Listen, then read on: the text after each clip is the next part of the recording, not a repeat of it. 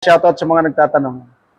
Ay, ang tanong nila, pwede bang ibabad ang exhaust brake mo habang ikaw ay lumulusong? Pwede naman, wag lang tumaas yung RPM hanggang 2,000 RPM, no? Dapat mga 117, 18, pabagal ka na uli.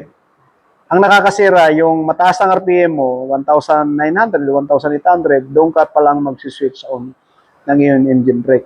Yon yung makakasira sa engine. Yung sinasabi nila na masisira, yun. Hindi kasi nila piniliwanag na maayos.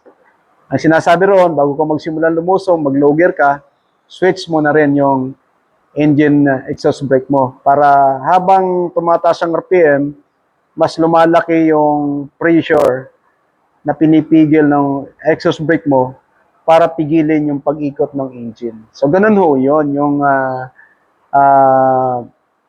operation ng iyong engine exhaust brake mo. So, hindi ho nakakasira yan.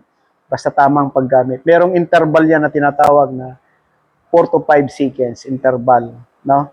Pag tumaas yung RPM, apply ka ng dahan-dahan ng preno, and then, pagka bumaba, bitaw ka na ulit, dahan-dahan. Ibig sabihin, ang pinapaiwasan lang dyan, yung continuous braking para wag uminit ng gusto yung lining mo at saka yung brake drum mo. Ayan, shout out sa mga nagtatanong. Sana nasagot ko kayo. Maraming salamat sa inyo and God bless us all.